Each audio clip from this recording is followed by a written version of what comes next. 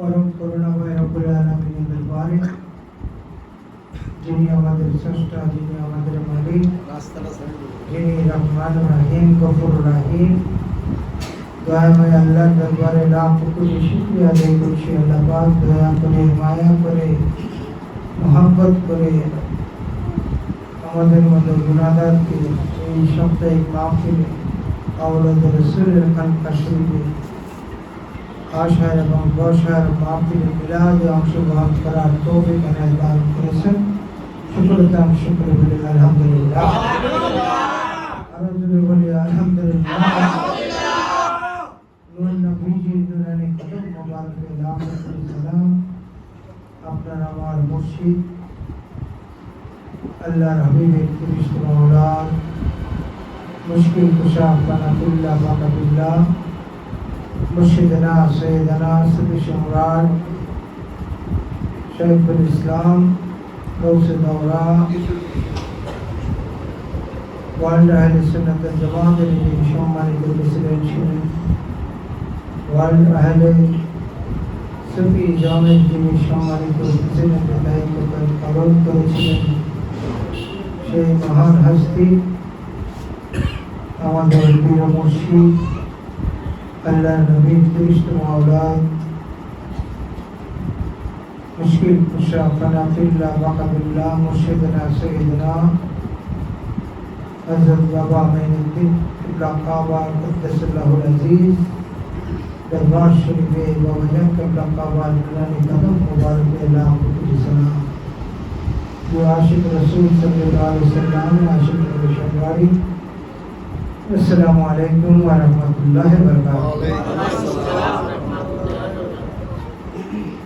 আমাদের খলিফা engineer Jamaluddin missionary তরিকত সম্বন্ধে আলাপ করছেন, আলোচনা করেছেন। সেই আলোচনা থেকে আমরা যদি কিছু শিখতে পারি তাহলে আমাদের কি ফায়দা হবে না? না কানে শুনবো? কানে শুনলে হবে, অন্তরণে ধারণ করতে হবে। তিনি খুব সুন্দরভাবে আলোচনা করেছেন। আমাদের খলিফা মানিক খন্দকার মিশনারি আছেন, আমার দুই ভাইরা এসছেন, দুই বোনরা এসছেন, আমার ভাই সন্তানরা এসছেন, আমার আলমগীর দরবার শরীফের খলিফা বিল্লাল হোসেন এসছেন, জামরি তিনি নিরাম করেছেন। আমি সকলের কাছে স্নেহশীষ রইল, আল্লাহ পাক যেন তাদের মাধ্যমে তরিকতের গোলামি যেন আরো বাড়িয়ে দেয়।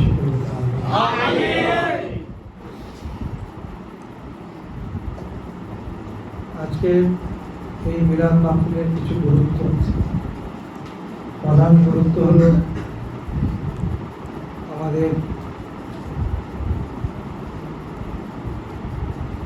সিফাত নাতি সিফাত ভান্ডারী, সে আইডিয়াল কলেজে পড়ে। তার বাবা ইটালিতে থাকে। তার বাবার দর্শন সে দেখেছে 12 বছর পরে। তার ছোট বোন 2 বছর হয় নাই বলে,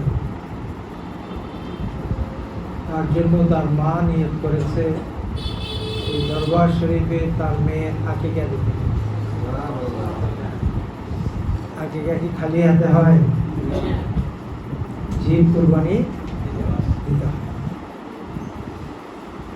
ছাগল হলে মেয়ের জন্য একটা, ছেলের জন্য 2-3টে। আলহামদুলিল্লাহ এই মেয়ের নামে আজকে আকিকা হয়েছে। আমি নিজের কুরবানি করেছি। তার নাম ফাতেমা আক্তার। তার দোয়ার জন্য আল্লাহ রাসূলের দরবারে দোয়ার জন্য সে এই আকিকা শুরু। আজকে এখানে অনেক শ্রেণীর মানুষ আছে, কিন্তু বাবা দিনের গোলাম আছে, বাবা সাহেবের গোলাম আছে, আমারও কিছু রুহানি সন্তানরা এখানে আছে এবং এলাকাবাসীও কিছু আছে এবং অনেক দরবারের প্রতিনিধিও আসে। জন্য মাহফিলটা অত্যন্ত গুরুত্বপূর্ণ। আর আজকে আমাদের মাতাবাড়িয়ার খলিফা জব্বার আলী মকবুল তার ফতেয়া শরীফ তার বাড়িতে হয়েছিল, আমরা গিয়েছিলাম, তার জন্য আমরা দোয়া করি। এই গত 2 মাসে আমাদের দরবার শরীফে অনেক খলিফারা দুনিয়া থেকে বিদায় নিয়েছে, অনেক ভক্তবৃন্দ বিদায় নিয়েছে, এবং বিশেষ করে সারা বাংলাদেশে তরিকতপন্থীর অনেক লোক, এবং বিশেষ করে দরবার শরীফের প্রতিনিধি সাহেবরাও দুনিয়া থেকে বিদায় নিয়েছে। আমাদের মাঝবান্ডা দরবার শরীফের থেকে বিদায় নিয়েছেন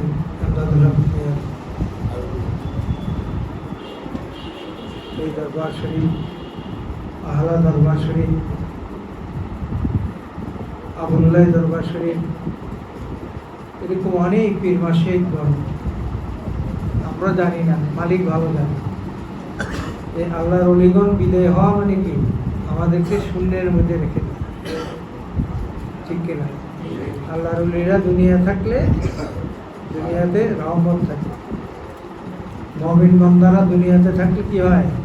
রহমত থাকে। শুধু আল্লাহর ওলি নয়, মুমিন বান্দারাও যদি দুনিয়াতে যতদিন জীবিত থাকবে, মুকুল বান্দারা যতদিন জীবিত থাকবে, আল্লাহর ওলিরা যতদিন দুনিয়াতে থাকবে, এই দুনিয়ার মাটি মানুষ এগুলি রহমত আল্লাহর পক্ষ থেকে পেয়ে থাকবে, ঠিক কিনা? এটা আমাদের জন্য দুর্ভাগ্য কিনা জানি না। এই 2025 সালে অনেক ওলি আল্লাহ দুনিয়া থেকে বিদায় নিয়েছে। আমাদের দরবারের বেশ কিছু খলিফা দুনিয়া থেকে বিদায় নিয়েছেন। বিশেষ করে আমাদের এই দরবার শরীফে যিনি খাদেমান রেহানা মাঝখানটারে অনেকেই ছিলেন, অনেক প্রবীণ, সেই ছোটবেলা থেকেই সেই দরবারের খেদমত করে আসছে। মাই বাবার খেদমতে ছিল, আমাদের খেদমতে ছিল, এই খানকা শরীফের খেদমত ছিল, তিনিও বিদায় নিয়েছেন। এমনিভাবে অনেকেই বিদায় নিয়েছেন। আমরা সকলে মিলে যারা দুনিয়া থেকে বিদায় নিয়েছেন তাদের রুহের মাগফিরাতের জন্য দোয়া করি, করবো কিনা? তাদের সকলের রুহের মাগফিরাতের জন্য অন্তর থেকে দোয়া। আজকে দোয়া অনেকগুলো। প্রথম দোয়া হবে আকিকার দোয়া, এটা এমনি হয়ে গেছে, দোয়া হয়ে গেছে না? কোরবানির সাথে সাথে গাউসে মাঝভান্ডারের কদমে পৌঁছে গেছে, আল্লাহ নবীর কদমে পৌঁছে গেছে। যেহেতু আওলাদে রাসূলের কদমের এই খানকা শরীফ, তার খানকা শরীফের মধ্যে এটা কুরবানি হয়েছে। এর চেয়ে রহমত আর কি? যে নিয়ত করেছে নিশ্চয়ই তার অন্তরটা পরিষ্কার, তার অন্তরটা সে ইচ্ছা করলে এদিন মেলায় নিয়ে যেতে পারে, ইচ্ছা করলে নিজের বাসায় এটা কুরবানি করে মাংস বিলিয়ে দিতে পারত, কিন্তু সেটা করেনি। সে শুধু কুরবানিই দেয় নাই, কুরবানির সাথে আজকের তাওয়ারুকের সকল ব্যবস্থাটা সে করেছে। আমরা এই যে তার ওর জন্য আল্লাহ যেন তাকে হায়াত দারাজ করেন এবং তরিকতপন্থী যেন বানায়। আমরা অনেকেই আছি বাবারা তরিকতপন্থীর জন্য জিন্দা হয়ে গেছি, মুগ্ধ হয়ে গেছি, জান দিতে বস্তু, কিন্তু আমাদের পরিবারের সন্তানদেরকে আমরা তরিকতের কথা আনতে পারি না। এরকম অনেক পরিবার আছে, সুন্নি পরিবার, তরিকতপন্থী পরিবার, কিন্তু সন্তান হয়ে গেছে তাবলীগ, সন্তান হয়ে গেছে লামাদার। বাবারে উল্টা বোঝায় যে তুমি ভুল পথে আছো, তুমি ফিরে আসো। এই জমানায় আমরা পড়েছি। এদিকে একটু সকলে নজর দিবেন, নিজেদের সন্তানের দিকে বোঝানোর চেষ্টা করবেন যে এটাই হলো তরিকত পথটা, হলো সঠিক পথ। আল্লাহ নবী সেই পথের কথা বলেছেন, সেই দীক্ষা দিয়েছেন, এবং সেই বায়াতও তিনি নিজে করিয়েছেন। ঠিক না? আল্লাহ নবী বায়াত না করলে বায়াত রাসূল কি থাকতো? কিয়ামত পর্যন্ত বায়াত থাকবে, যেহেতু আল্লাহ নবী বায়াত করেছেন। আহলে বায়াত, আহলে বায়াত কারা? আমি কি আহলে বায়াত? আমি কি বলতে পারবো যে আমি আহলে বায়াত? আমি মঈনুদ্দিন বাবার খাস গোলাম, তার কাছে রুহানি সন্তান, তিনি আমাকে মেজো শাহাদাতে রাখতেন। আর আমি যদি বলি আমিও আহলে বায়াত, এটা কি হবে? আমি এটা বলতে পারি গর্ব করে, কিন্তু ফখর করে না।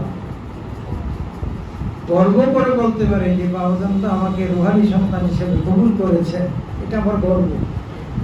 কিন্তু ফখর করলে আমল করবা, সারা জীবনের সকল আমল কি ফখর করলে বরবাদ। ইমাম গাজ্জালি তার কিতাবে লিখেছেন যে একটি পবিত্র মানুষ, নেক আমলদারি মানুষ, ইমানদার মানুষ সারা জীবন আল্লাহ রাসূলের বন্দেগী করেছে, কোনো কারণে তার মধ্যে যদি শস্যা পরিমাণ, শস্যা চিনি আমরা ছোট্ট ভালো করার মতো, শস্যা পরিমাণ যদি রিয়া বোধ প্রবেশ করে, রিয়া মানে অহংকার, তাকাব্বুর, ইমাম গাজ্জালি বলছেন যে এত ভালো মানুষটা, ইমানদার মানুষটা, নেককার মানুষটা যে সারা জীবন নেক আমল করেছেন, তার মধ্যে যদি শস্য পরিমাণ রিয়া ঢুকে, তাকাব্বুরি ঢুকে, অহংকারী ঢুকে, ইমাম গাজ্জালি বলেছেন সাথে সাথে আমার মাওলার পক্ষ থেকে তার সমস্ত নেক আমলগুলি ধূলিসাৎ করে দেয়, ইমানদারের থেকে বেঈমান বানিয়ে দেয়। আমরা কি তাকাব্বুরি করব? আমি বড় একজন খলিফা, আমার বিরুদ্ধে কি মঈন বাবার ফকরিয়াতটা বেশি, এই বিষয়টা যদি আমার মধ্যে আসে, আমি আলমগীর সাথে সাথে ধূলিসাৎ হয়ে যাই। আপনি নিচে বসেছেন, আমি এখানে বসেছি, বাবা মঈনুদ্দিনের গোলাম, বাবা সাইফুদ্দিনের গোলাম, আর আমি গোলাম, আমরা সকলে এক। এখানে কোনো ভিন্নতা করার কোনো সুযোগ নাই। সম্মান দিয়েছেন আমার মুর্শিদ, আমাকে সম্মান দিয়েছেন, আপনারা আমাকে সম্মান দিয়েছেন, সম্মান দিয়ে এখানে বসিয়েছেন। বাবা মঈনুদ্দিন খেলাফত দান করেছেন, দয়া করে খেলাফত দান করেছেন, যার কারণে আজকে আপনারা আমাকে এখানে বসিয়েছেন, আমার খলিফারা এখানে বসছে। আমরা খেলাফতের জন্য অনেকে পাগল হয়ে যাই, কারণ আমার নিজের চোখে দেখা তো খাদেমদেরকে ধরি, আমার একটা খেলাফত হয়ে আছে, টাকা দেওয়ার চেষ্টা করি, আমাকে একটা খেলাফত দেয়। আল্লাহর ওলি খুশি মনে যাকে খেলাফত দান করবেন, সেটি হলো প্রকৃত খেলাফত।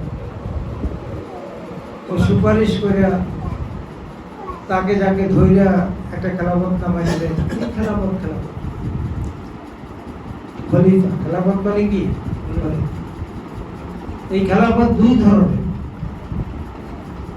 একটা হলো রিপ্রেজেন্টেটিভ,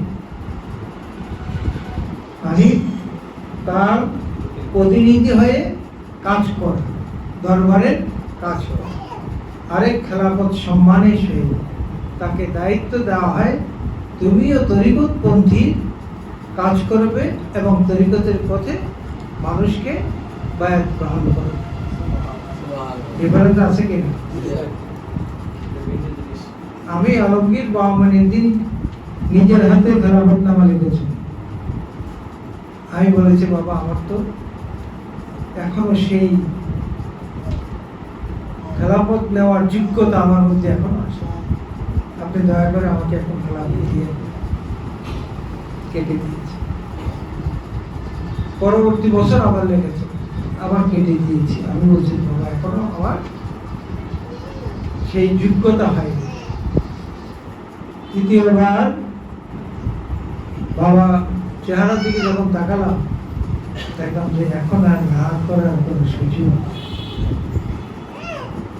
তিনি অলৌকিক ভাবে তার নুরানি চেহারার মধ্যে এমন জলসা ছিল, আমি না করব সেই সুযোগটা আমার মধ্যে ছিল না।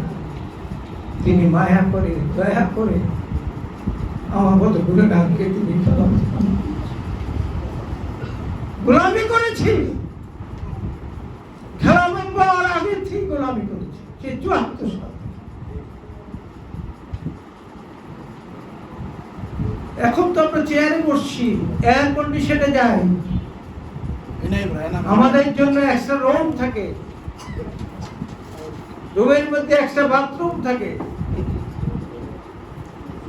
আমরা যখন গিয়েছি তখন গ্রাম দেশের ভাষায় কি বলে, টাট্টি কি বলে, সনের বেড়া দিয়ে রিং দিয়ে বসানো 2টা টাট্টি ছিল, সেটা ব্যবহার করেছি।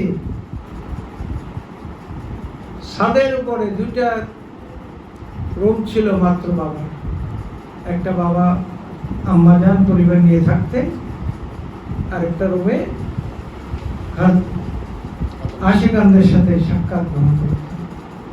আমরা যখন গিয়েছি আমাদেরকে থাকার জায়গা নেই, আমাদের ছাদের উপরে থাকতে হয়েছে, আরবিদের টেন্ট করে ছাদের উপরে থাকতে হয়েছে। চকম নাই, নিজেরাই চকম বানিয়েছি। সেই চকম দিয়ে উঠে বৃষ্টির সময়, বর্ষার সময়, রৌদ্রের সময় টেন্টে গেছি। এখন গেলে তো আমরা খুঁজি রুম আসেনি, রুমের মধ্যে বাথরুম আসেনি, এসি আসেনি। হ্যাঁ, ওটা আমাদেরকে দিয়ে রেয়াজত করিয়েছেন, আমাদেরকে ওইভাবে গোলামি জায়গা গোলাম হিসেবে বানিয়েছেন।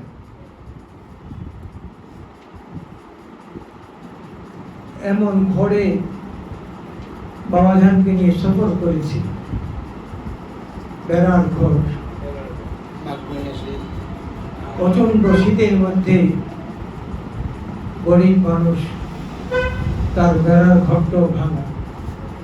বাবা বলতেছেন যে খুব ঠান্ডা আসতেছে, কি করবো, খেয়াকুড়া দিয়ে এই ছিদ্রগুলি বন্ধ করেছি। আমরা থাকবো কোথায়, আমাদের তো কোনো বিস্তারিত নেই। যেতে সারা দাও, কিছু সারা দাও, চাউলের বস্তা আছে না, এই চাউলের বস্তা, খালি বস্তা দিয়েছে, নিচে খের বিছিয়েছি, নিচে কি মাটির নিচে এলো মাটি, উপরে এলো খের, খের হাত দিলে তো ঠান্ডা লাগে, খের উপরে সালা বিছিয়েছি। বালিশ পাবো কোথায়, 10 ইঞ্চি ইট, ওই সালা নিচে দিয়ে এটা বালিশ বানিয়েছি। গল্প নয়, সত্য ঘটনা, সত্য ঘটনা সবগুলি। অনেক পরে মাথায় এসছে যে এত কষ্ট তিনি আমাদেরকে দিয়ে কেন করালেন, এখন তো কষ্ট নেই। এখন চিন্তা করছি আমি আলমগীরকে বাবা নিজে হাতে তৈরি করেছিলাম, কষ্ট দিয়ে আরামে রেখে সব জায়গায় দিয়ে সকল বিষয়ে আমাকে তৈরি করেছে, তৈরি করার জন্যই এত কষ্ট করেছে। এমন একটি বাড়িতে আমরা খেয়েছি, খাদেমরা সহ আমরা 11 প্লেট নেই, একটি বলের মধ্যে তরকারি বাসন, তরকারি আর ভাত মেখে 1 লোকনা করে দিয়েছি, শেষ। আবার এই বলের মধ্যে আবার ভাত, আবার তরকারি দিয়ে আমরা আবার খেয়েছি। এখন কি আমাদের এই সন্তানরা আছে, আমার যুবক ভাইয়েরা আছে, এই সফর কি এরা করবে, এইভাবে খাবে? এখন তো যাই দেখি তো ডাইনিং টেবিলে বসেন, খাওয়া যদি ঠিকভাবে না হয় কত কথা বলে।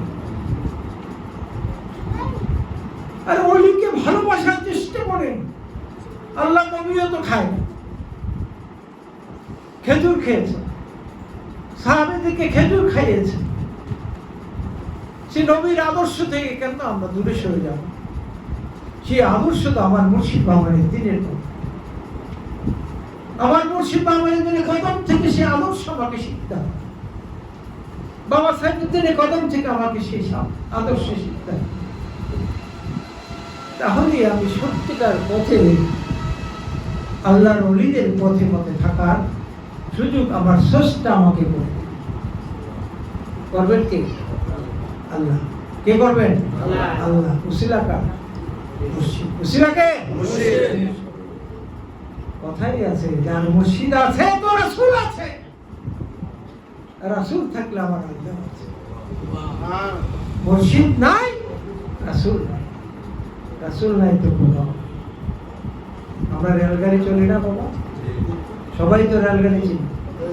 ইঞ্জিন কয়টা? ইঞ্জিন।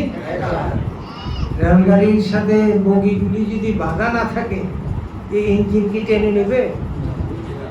আপনি ফার্স্ট ক্লাস একটা এয়ার কন্ডিশন একটা বগিতে বসে আছে, কিন্তু ইঞ্জিনের সাথে বাধা নাই, গাড়ি চলে গেছে, আপনি কিন্তু ওখানেই বসে থাকবেন। আপনার আমার মুর্শিদ হলো ইঞ্জিন। তিনি ওয়াদা করেছেন তার দায়িত্ব আল্লাহর হাবিবের কদমে আমাদেরকে পৌঁছে দেওয়া। তো মুর্শিদের কদমের সাথে বাধা থাকতে হবে কিনা? থাকতে হবে কিনা? আমরা তো মনে করি বাবা মঈনুদ্দিন তো এখন নাই, বাবা মঈনুদ্দিন রাসূলকে বলি নাই, ওটা তো অনেক বিষয়। রাসূলকে বলি মরে গেছে, আরে কোনো মানুষই তো মরে না, একটা গুনাহগারও মরে না, কবরস্থ করা হয়। 40 কদম আসার পরে তার রূহটা আবার তার দেহের মধ্যে প্রবেশ করা হয়। এই কাঠ মোল্লা যে ওয়াজ করে, সেই তো ওয়াজ করে তোমার কবরে হাসরে তোমার যদি আমল ঠিক না থাকে, তুমি তো মুমকিন করে সওয়াল দিতে পারবা। তোমাকে সাপে দর্শন করবে, আযাব হবে। তো আমি যদি মরি যাই, আমার দেহ যদি জিন্দাই না থাকে, তাহলে এই আযাব হইলেই কি না হইলেই আমার তো কোনো কিছুই অনুভব হবে না। একটা মুমিন, মুমিন, গুনাহগার, ঈমানদার সকলেই কবরে জীবিত থাকে। আল্লাহর ওলিদের ক্ষমতা বরঞ্চ আল্লাহ পাওয়ার বাড়িয়ে দেয়। জীবিত থাকতে যেই পাওয়ার ছিল, দুনিয়া থেকে বিদায় নেওয়ার পর আল্লাহ পাওয়ার অনেক বাড়িয়ে দেয়।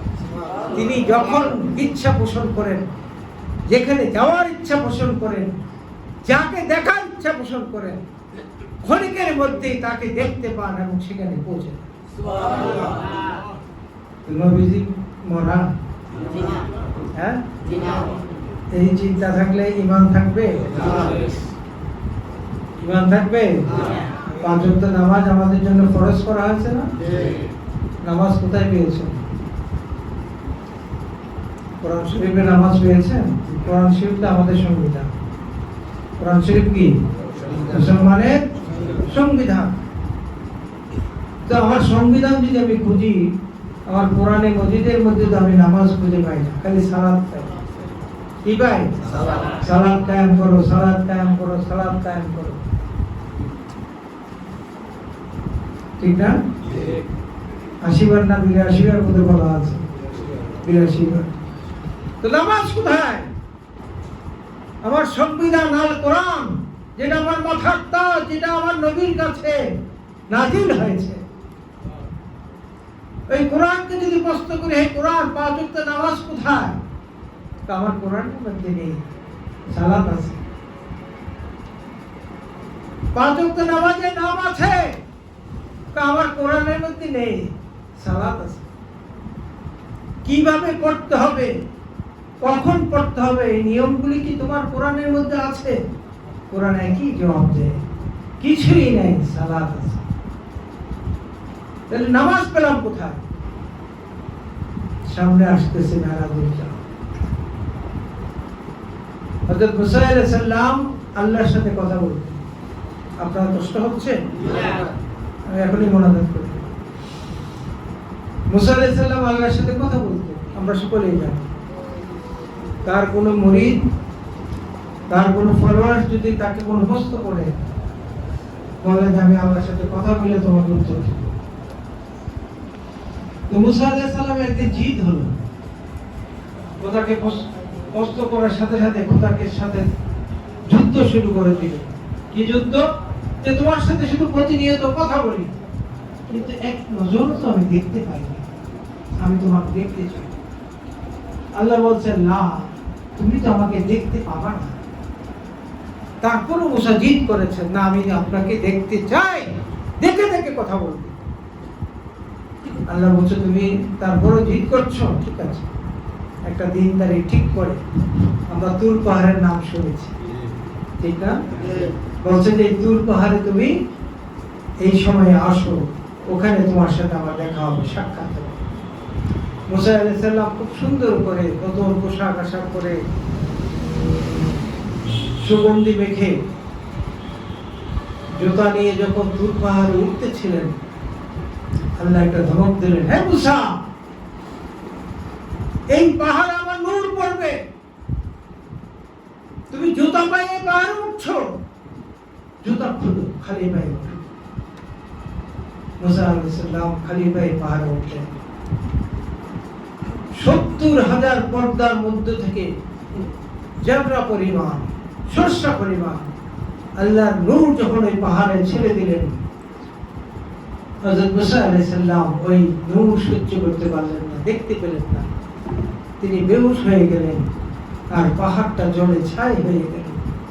পাহাড় কাঁপছে, আল্লাহর কাছে ফরিয়াদ করছে, ও রব্বুল আলামিন, আমি কি অপরাধ করেছি, তুমি কেন আমাকে জ্বালিয়ে দিলে? আল্লাহ পাহাড়কে অভয় দিলেন, এই পাহাড়কে কাঁদিস না, তোর পাহাড়ের মধ্যে, তোর মাটির মধ্যে আমার নূর পড়েছে, কিয়ামত পর্যন্ত তোর মাটিকে সকল জাতি সম্মান করেছে। বিশেষ করে মুসলমান মৃত্যুর পরে এই মাটি দিয়ে সাজিয়ে তাকে কবরস্থ করা হয়, যেটা আমরা বলি সুর। আর আমার রাসূল করিম সাল্লাল্লাহু আলাইহি সাল্লাম তো জিদ করে নেই আল্লাহর সাথে দেখা করার জন্য, তিনি তো বলে নেই যে আমি তোমার সাথে দেখা করতে চাই। আল্লাহ নিজেই আমার নবীর সাথে দেখা করতে চেয়েছেন, জিবরাইল আলাইহিস সালামকে পাঠিয়েছেন যে আমার সালাম দাও, আমার নবীকে বলো আমার সাথে দিদার করার জন্য, তাকে আসতে বলো। আল্লাহর হাবিব দয়াল নবীজি আল্লাহর এই দাওয়াতকে কবুল করেছেন, যেটাকে আমরা বলি শবে মেরাজ। বুরাকে উঠে এটা অনেক ইতিহাস, যে মসজিদুল আকসা, যেটা নিয়ে আজকে আমাদের কপালের বাইরে চলে গেছে, সেই মসজিদুল আকসা থেকে তিনি বুরাকে উঠে মেরাজের উদ্দেশ্যে রওনা দিয়েছেন। আরশ আজমে যখন গিয়েছেন, বুরাক আর যায় না, বুরাকে জিবরাইল আলাইহিস সালাম সেই বুরাকে নিয়েছিলেন। জিবরাইল বলেন যে আমি আরশ আজমে যেতে পারবো না ইয়া রাসূলুল্লাহ। তো কেন? আমি এই পাহাড়ে নামলে আমার পাখাগুলি জ্বলে যাবে, আল্লাহর নূরে আমার পাখাগুলি জ্বলে যাবে, আপনি যেতে পারবেন, যেহেতু আপনি আল্লাহর জাতি নূরের নূর। সুবহানাল্লাহ। আল্লাহর হাবিব বুরাক থেকে নেমে যখন উঠতেছিলেন, পায়ে জুতা ছিল, জুতা খুলতেছিলেন, আল্লাহর হাবিবকে বললেন, ও বন্ধু, ও আমার হাবিব, আপনি আপনার জুতা মুবারক খুলবেন না, আপনার জুতা মুবারকের ধুলা আমার এই আরশ আজমের চেয়ে অনেক বেশি দাম। আল্লাহ পাক সেইভাবে আল্লাহর হাবিবের সাথে দিদার করেছেন। সুফিয়ারা রিসার্চ করে বলেছেন দিদারটা কেমন হয়েছে, একটা পুকুরে ডুব দিলে যেমন চারিদিকেই শুধু পানি, উপরে নিচে ডানে বামে শুধু পানি, সেখানে আল্লাহর সাথে এমন দিদার হয়েছে, সেখানে খুদ রব্বুল আলামিন আলামিন নূরে নূর, সুবহানাল্লাহ, নূরের সাথে নূরের মিলন হয়েছে। তিনি যখন দুনিয়াতে আসতেছিলেন, মুসা আলাইহিস সালাম হযরত আল্লাহ হাবিবকে জিজ্ঞেস করলেন, ও রব্বুল আলামিন আপনাকে কি দান করেছেন আপনার উম্মতের জন্য? তো 50 ওয়াক্ত নামাজ দান করেছেন। কি করেছেন? তা আপনার উম্মতেরা তো বেশি দিন বাঁচবে না, দুর্বল থাকবে, 50 ওয়াক্ত নামাজ পড়তে পারবেন। আপনি আল্লাহর কাছে যান, গেলে কমিয়ে দিবে। গেছেন 5 ওয়াক্ত কমিয়ে দিয়েছে। আবার মুসা বললেন যে না, হবে না, আপনি আবার যান। এইভাবে তিনি 5 বার গিয়েছেন, 9 বার গিয়েছেন। 9 বারে 5 9 45 ওয়াক্ত নামাজ কমিয়ে 5 ওয়াক্ত নামাজ গিয়েছেন। মুসাকে বললেন, হে মুসা, তুমি আমাকে আগে বললেই তো হতো, আমি যেটা বলতাম আমার আল্লাহ তো খুশি হয়ে আমাকে সেটাই দান করতেন। মুসা দুটা চোখের পানি ফেলে দিয়ে আল্লাহর হাবিবের চেহারা মোবারক দিকে তাকিয়ে তাকিয়ে বলছেন, ইয়া রাসূলুল্লাহ, ইয়া হাবিবাল্লাহ, আবু নবী গো, আমি তো আমার মাওলাকে দেখতে চাইও দেখতে পাই নাই। আপনি যতবার আল্লাহর কাছ থেকে এসেছেন, আপনার নূরানি চেহারার দিকে তাকালেই যেন আমি খুদ রব্বুল আলামিনকে দেখছি। আমরা নামাজ সেখান থেকে পেয়েছি। আল্লাহ হাবিব দুনিয়াতে এসে সাহাবাদেরকে ডেকেছেন, ডেকে 5 ওয়াক্ত নামাজের নাম দিয়েছেন, কোন ওয়াক্তে কত রাকাত পড়তে হবে, কিভাবে পড়তে হবে, তিনি একজন শিক্ষক হয়ে, গুরু হয়ে ওই নামাজ শিক্ষা দিয়েছেন। এই নামাজের সিজদার মালিক কে? আল্লাহ কেমন বিধান দিয়েছেন সে নামাজের মধ্যে। আমি নিয়ত করেছি আল্লাহর সিজদা করব, সে নামাজ পড়তে যে আমি আমার 2 রাকাতের সময় দুরুদে কি করে আত্মাহিয়াত করি না? আত্মাহিয়াত করি কিনা? আত্মাহিয়াতের মধ্যে কি আছে? নবীজির সালাম আছে কিনা? নাই।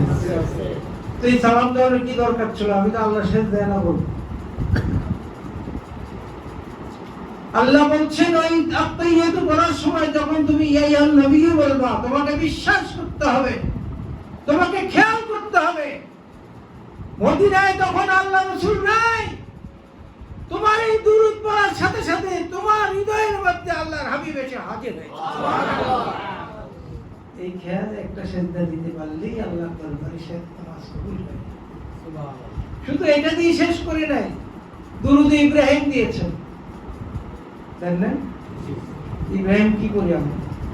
ইব্রাহিম আলাইহিস সালামের স্মরণ, আহলে বায়াতকে ওয়ালা আলে, আমরা আরবিটা মুখস্থ করেছি, বাংলাটা মুখস্থ করেছি। ওয়ালা আলে শব্দ মানে কি? আহলে বায়াত, নবীর বংশ। আল্লাহর এতই খেলা যে আল্লাহর সিজদার মধ্যে নবীর দুরূদও রাখছেন, আমার নবীর বংশধরকেও স্মরণ করতে বলছে, তাহলে নামাজ হবে। এই কাঠমোল্লারা নবীর যে তোমরা তো বলো আহলে বায়াতকে বিশ্বাস করো না, তোমার ইমান থাকে। এই নামাজ কি কাজে দিবে? যে নামাজের মধ্যে আমার নবী নাই, যে নামাজের মধ্যে আমার আহলে বায়াত নাই, সেই নামাজ আল্লাহ দরবারে কবুল।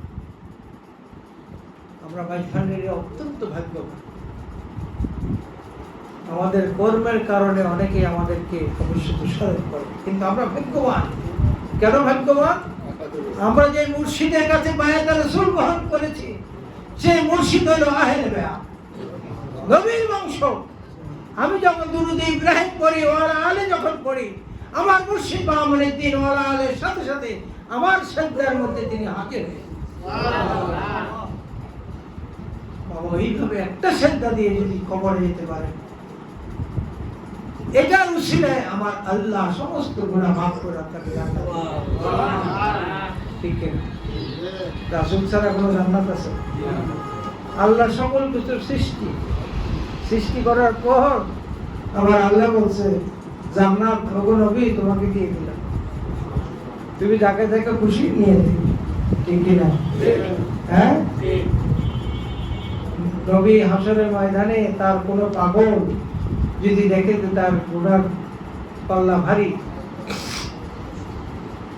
নবী বলবে যে ফেরেশতারে বলবে, তুমি আবার ওজন দাও, আমার গোলামের পাল্লা ভারী, গুনার পাল্লা ভারী হইতে পারে। তো আবার যখন দিয়েছে দেখে যে আবারও ভারী, দাঁড়াও আমি আসছি। আল্লাহর হাবিব শাহাদাত আঙ্গুল দিয়ে একটু ধরলেন, সাথে সাথে নেকের পাল্লা এমন ভারী হলো যেটা বোঝের পাল্লা আর নিজের দিকে। তো নবীর গোলাম না হলে তো কোনো জায়গায় কোনো শান্তি নাই, কবরেও নাই, হাসরও নাই, মিজানে নাই, কোথাও নাই।